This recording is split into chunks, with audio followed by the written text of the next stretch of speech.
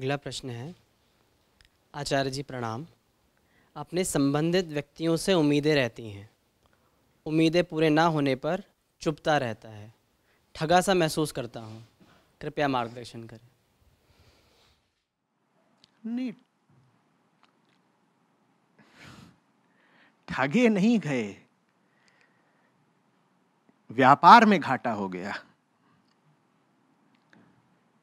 ये जो उम्मीद का कारोबार है ये पारस्परिक होता है भाई।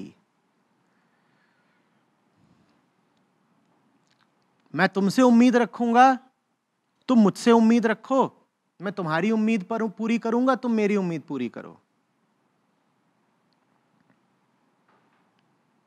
ये होता है उम्मीद का कारोबार। और न तुम्हारी उम्मीदें पूरी होने से तुम्हें कुछ मिल जाने वाला है, न मेरी उम्मीदें पूरी होने से मुझे कुछ मिल जाने वाला है। पर हमारा आपस का रिश्ता ही यही रहेगा। मेरे कुछ अरमान तुम पूरे कर दो, तुम्हारे कुछ अरमान मैं पूरा कर दूं।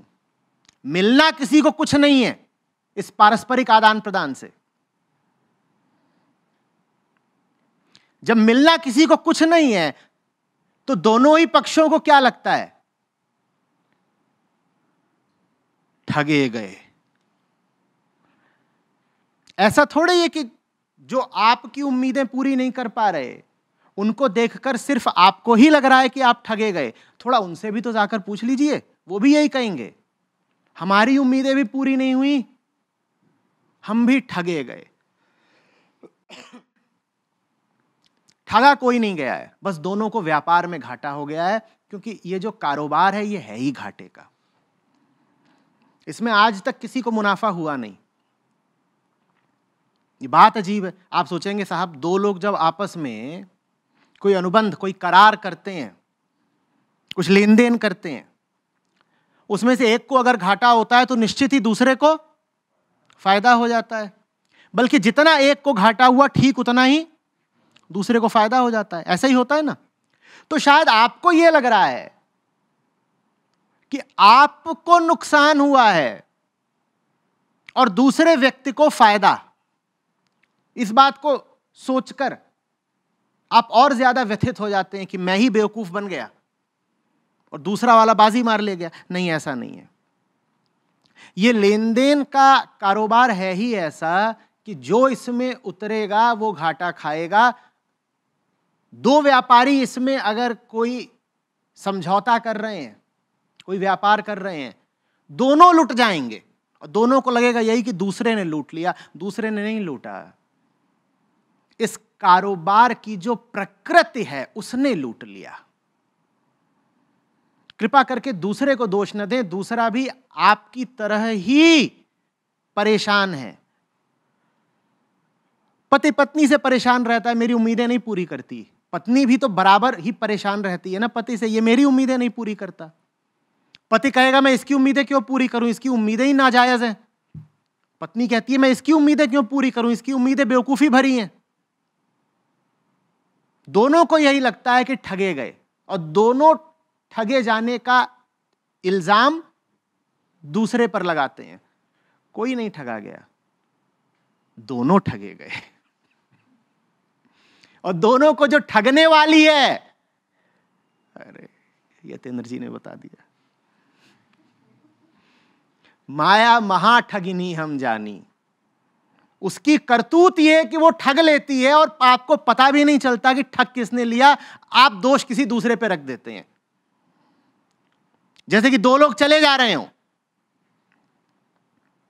एक दूसरे की कमर में हाथ डाले, जैसे कि जोड़े अक्सर चलते हैं, इन्होंने उसकी कमर में हाथ डाल रखा, उन्होंने उसकी कमर में हाथ डाल रखा है, और दोनों ने ही पैंट डाल रखी है और दोनों की ही पैंट की पीछे वाली जेब में दोनों के पर्स हैं, वॉलेट हैं। ऐसे हाथ डाल रखा है एक दूसरे के पीछे, और दोनों ने पीछे क्या रख रखा है, अपना अपना जमा कमाई रुपया पैसा। थोड़ी देर में दोनों पाते हैं कि दोनों की जेबें कट चुकी हैं और लगते हैं दोनों एक दूसरे को पीटने, क्योंकि भाई शक और जाएगा किस पर? मेरी जेब के पास हाथ ही किसका था? तेरा। तूने ही कमर में हाथ डाल रखा था और कमर के ठीक नीचे मेरी जेब है, और वो कह रही है मेरी जेब के पास हाथ किसका था? तेरा। कमर में तूने हाथ डाल रखा था, ठीक नीचे जेब है, और दोनों धनाधन धनाधन एक दूसरे को। रुपया पैसा तो गया ही, पीटे भी गए, और पीछे वो खड़ी होकर खूब हंस रही है, और उसके हाथ में है दोनों बटुए। माया महाठगनी हम जानी।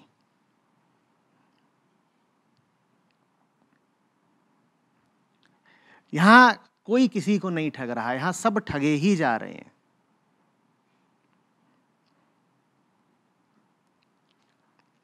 आप जिस खेल में हैं वो खेल पीट रहा है आपको, खिलाड़ी नहीं पीट रहे। आप गलत खेल में हैं। इस खेल में आप जिस भी खिलाड़ी से मिलेंगे वही आपको लगेगा कि आपका दुश्मन है। हो सकता है अभी लगे दोस्त है, फिर कुछ दिनों बाद लगेगा कि दुश्मन है। ये खेल ही गलत है। खिलाड़ियों पर इल्जाम मत रखिए। यहां हर खिलाड़ी बेचारा ठगा ही गया है, और ठगने वाला कोई नहीं, कोई दूसरा खिलाड़ी नहीं। खेल ठग रहा है सबको। माया खेल का नाम है, हमारी आंतरिक व्यवस्था का नाम है, एक सिस्टम का नाम है माया। वो हमें भीतर से संचालित करता है, उसी को प्रकृति कहते हैं। वो हमारी देह में बैठा हुआ है। बात समझ रहे हैं? तो इस सिस्टम को, इस व्यवस्था को अगर आपको हराना है तो क्या करना पड़ेगा? क्या करना पड़ेगा? अपने खिलाफ जाना पड़ेगा, क्योंकि यह व्यवस्था हमारे भीतर मौजूद है भाई। हमारी जो भावनाएं हैं, हमारे विचार हैं, हमारी वृत्तियां हैं, हमारे आवेग हैं, इन्हीं का नाम माया है।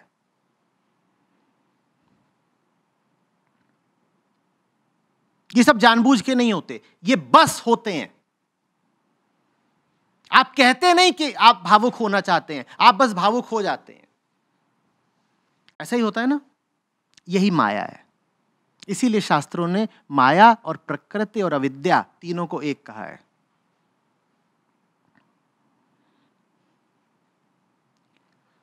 तो अगर इसको जीतना है तो तरीका फिर क्या हुआ? साफ दिखना चाहिए। हमारे भीतर से जो कुछ उठता है वही ठग रहा है हमको, कोई बाहर वाला नहीं। हमें कौन ठग रहा है? हमारे भीतर से जो आवेग उठते हैं वही ठग रहे हैं हमको, कोई बाहर वाला नहीं। तो फिर इस माया को जीतना है तो क्या करना पड़ेगा? अपने खिलाफ जाना पड़ेगा। जो चाहते हो कि ठगे न जाएं जीवन के खेल में, वो अपने खिलाफ जाना सीखें। अब जैसे कि अभी आपको क्या लग रहा है? मुझे किसी दूसरे ने ठगा, ठीक? अभी यही लग रहा है ना प्रश्नकर्ता को कि मुझे किसी दूसरे ने ठग लिया। तो फिर अपने खिलाफ जाने का अर्थ क्या हुआ? यह मानना बिल्कुल छोड़ना है कि मुझे किसी दूसरे ने ठग लिया। जैसे अभी अपनी जो भावना है और जो विचार है वो अपने आप को क्या बता रहा है? कि वो जो सामने वाला है ना, वो बड़ा दोषी है, बड़ा अपराधी है। तो अपने खिलाफ जाने का अर्थ क्या हुआ? जो लग रहा है कि आपको ठग रहा है उसके प्रति सद्भावना रखें, क्योंकि वो ठग नहीं रहा, वो भी ठगा गया है, वो बिल्कुल आपके ही जैसा है। माया तो चाहती है कि आप उसके प्रति क्रोध से भर जाओ। किसके प्रति? जो आपका साथी है, जिससे आपने उम्मीद रखी थी। माया तो चाहती है कि आप उसके प्रति क्रोध से भर जाओ और सारा दोष उसी पर रख दो, तूने ठगा, तूने ठगा। पर हम जानते हैं माया को हराने का तरीका क्या? अपने खिलाफ जाना। तो जब लगे कि किसी दूसरे ने ठग लिया, तत्काल भीतर से सारी कड़वाहट हटा दो, उसने नहीं ठगा। और थोड़े निष्पक्ष होकर के देखो, तुम्हें दिखाई देगा कि वो भी दुखी है। तुम दुखी हो ना, वो भी दुखी है। माया ने तुम दोनों का एक साथ शोषण करा है। यहां कोई और दुश्मन नहीं तुम्हारा, सिर्फ एक दुश्मन है माया, और वो माया कहीं इधर उधर नहीं घूम रही है भाई, वो भीतर बैठी हुई है। इस देह का नाम ही माया है। माया तुम्हें जो कुछ भी प्रतीत करवाती हो, तुम्हारे भीतर जो भी एहसास उठाती हो, जान लेना वही दुश्मन है तुम्हारा। तुरंत अपने विरुद्ध खड़े हो जाओ। भीतर से आसक्ति उठती हो, मोह उठता हो, कुछ बड़ा अच्छा अच्छा भला भला लगता हो, जान लो कि ठगनी आ गई लूटने। बाहर से नहीं आई, कहां से आई? अंदर से आई, आ गई लूटने। भीतर से बड़ी कड़वाहट उठती हो, कोई बहुत बुरा लगता हो, उसे मार देने का मन करता हो, जान लो कि ठगनी आ गई लूटने।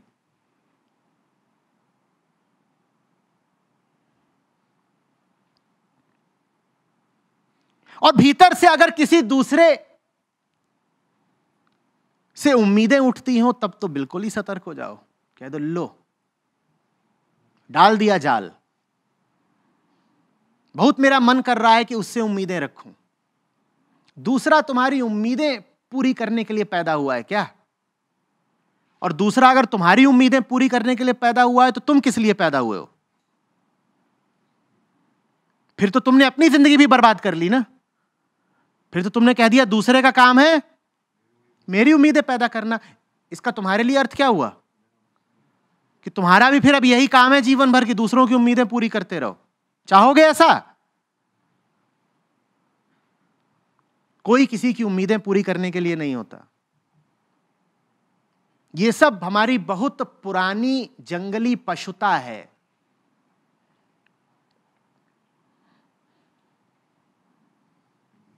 प्रेम में और पर निर्भरता में अंतर होता है। प्रेम दूसरे से अगर उम्मीद रखता भी है तो बस ये कि तू अपना बुरा मत कर, और पर निर्भरता कहती है तू मेरे लिए कुछ अच्छा कर दे ना। अंतर समझ रहे हैं? और हम अक्सर इस उम्मीदबाजी को ही प्रेम समझ लेते हैं। बहुत लोगों को तो यह बात बड़ी स्वाभाविक लगेगी। वो कहेंगे ऐसा तो है ही, अगर आप दूसरे से प्रेम करते हैं तो उससे उम्मीदें तो रखेंगे ना, बिना उम्मीदों के कौन सा प्रेम होता है? नहीं साहब, अगर उम्मीदें हैं तो प्रेम बिल्कुल नहीं है।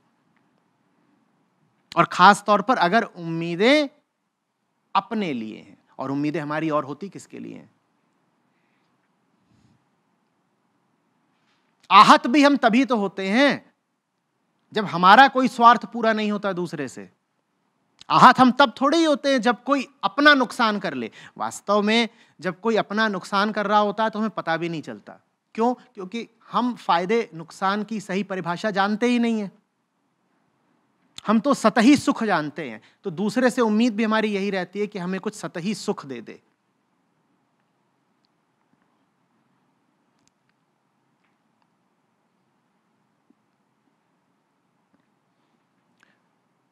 दूसरों पर दोषारोपण से बचिए। दूसरों की शिकायत करना, दूसरों के खिलाफ द्वेष भाव रखना, अपनी कमियों, अपनी खोट और अपनी बेहोशी से मुंह चुराने का बड़ा आजमाया हुआ तरीका है। बल्कि मैं कहूंगा कि जो व्यक्ति दिखाई दे कि दूसरों के प्रति शिकायत से भरा हुआ है, वो आदमी निश्चित रूप से बेईमान होगा। वरना वो दूसरों की शिकायत क्यों करेगा? वो अपनी बात करेगा ना।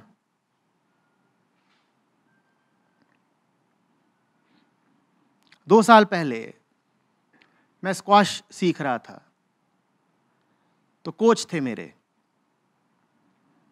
तो कोच तो रैली के बीच में वो मार दें ऐसा शॉट कि मैं उसके आसपास भी नहीं, और जब मैं नहीं उठा पाऊं तो मुझसे कहें क्या? तो मैं कहूं आपने शॉट ही ऐसा मारा है, मुझसे क्या पूछ रहे हैं? क्या मैं इसमें कुछ नहीं कर सकता था? तो बोले नहीं, मैंने शॉट ऐसा मारा नहीं, तुमने मुझे ऐसा शॉट मारने का मौका दिया। मैंने विनर मारा नहीं है। विनर मारने के लिए मेरी पोजीशन, मेरा प्लेसमेंट सब बहुत अच्छा होना चाहिए था ना। तुमने मुझे वो मौका क्यों दिया? तो ये मत कहो कि कोच साहब इतने बढ़िया हैं, मैं क्या कर सकता हूं, मैं तो बेचारा हूं, मजबूर हूं। तुम अपने आप को देखो कि तुमने रैली के बीच में उन्हें मौका क्यों दिया कि वो विनर मार दें। और जिसको मौका मिलेगा वो तो मारेगा ही मारेगा विनर, कि नहीं मारेगा। तुमने एक बार प्रतिद्वंदी को मौका दे दिया, वो तो मारेगा। अब तुम कहो कि अरे ना, उंगली हमेशा अपनी ओर रखो, हमेशा अपनी ओर रखो। ये बात आ रही है समझ में? उंगली हमेशा अपनी ओर रखो।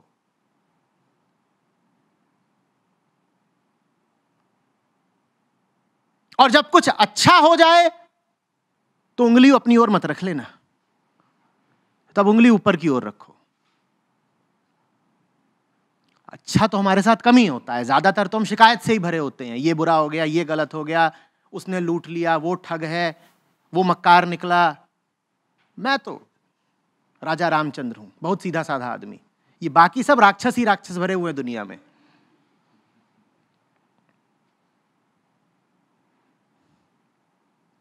जब भी कभी दुख आए, उंगली सदा अपनी ओर, और जब भी दुख से मुक्ति मिले, उंगली ऊपर, तूने दिया। मुक्ति मिलती हो तो श्रेय मत ले लीजिएगा कि मैं तो हूं ही ऐसा, मुझे तो मिलनी ही चाहिए थी, मुझे नहीं मिलेगी तो किसको मिलेगी? इसको, ये तो निकम्मा है, ठग है, चोर है। मुक्ति तो ढूंढ ढूंढ के मेरा पता मेरे पास आई है। नहीं, मुक्ति अगर आई है तो बहुत विनम्रता के साथ कहिए, अनुकंपा है, कृपा है, देने वाले ने दी। पर भूल के भी उंगली ऐसे नहीं, ये नहीं, तू तू तू तू तू, एकदम नहीं, कुछ नहीं।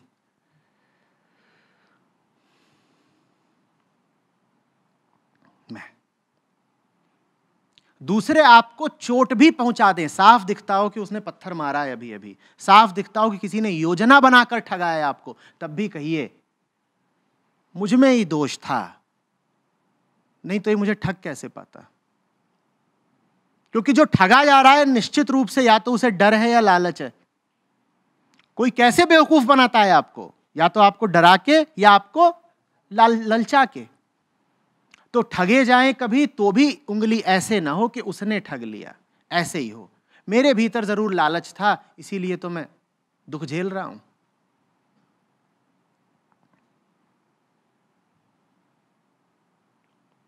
यही अध्यात्म है, यही मूल अद्वैत है। जो कुछ है आप हैं, आपसे बाहर कोई दूसरी सत्ता ही नहीं। आप इल्जाम किसको दे रहे हैं भाई? अच्छे तो आप, बुरे तो आप, सुख तो जिम्मेदारी आपकी, दुख तो जिम्मेदारी आपकी, बंधन तो आपका चुनाव, मुक्ति तो आपने चाहिए। किसी और का इसमें कोई योगदान ही नहीं है, बिल्कुल नहीं है। कम से कम दुनिया वालों का तो बिल्कुल ही नहीं है, इस संसार का एकदम नहीं है योगदान आपकी वर्तमान स्थिति में। संसार तो आपकी छाया है, आपका प्रक्षेपण है। वो क्या कर लेगा आपका?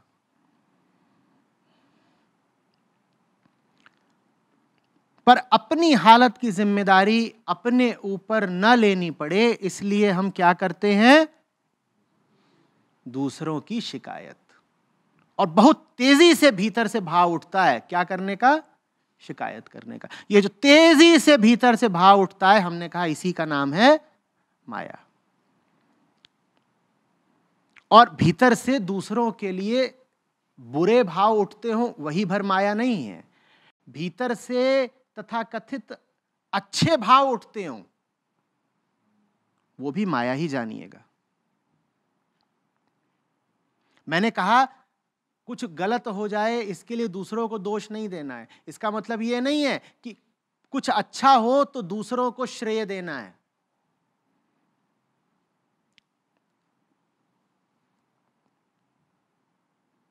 दूसरे हैं ही नहीं, दूसरे हैं ही नहीं। जब वो कुछ बुरा नहीं कर सकते आपका, तो कुछ अच्छा भी नहीं कर सकते। कुछ अच्छा भी हो गया है तो दूसरों को श्रेय भी नहीं दे देना है। वो तुम हो ही नहीं, और ये बात दूसरों के प्रति न अवमानना से भरी हुई है न क्रूरता से। आपको शायद समझने में थोड़ी कठिनाई हो या समय लगे, लेकिन जब आप ये कह देते हैं कि तुम हो ही नहीं, वो जगत के प्रति सर्वाधिक करुणा का वक्तव्य है। इससे ज्यादा प्रेमपूर्ण बात नहीं हो सकती। आप कहेंगे ये कोई प्रेम की बात है? कोई सामने और उससे तुम कह रहे हो तुम हो ही नहीं। जी, धीरे धीरे प्रयोग करेंगे, अभ्यास करेंगे तो समझ में आएगा। क्योंकि हम कब कहते हैं कि तुम हो? हम दूसरे को तभी कहते हैं ना तुम हो, जब उससे हमारा कुछ स्वार्थ जुड़ जाता है। आप एक भीड़ में खड़े हैं, आपके लिए कौन कौन है भीड़ में? भीड़ में 10,000 लोग हैं।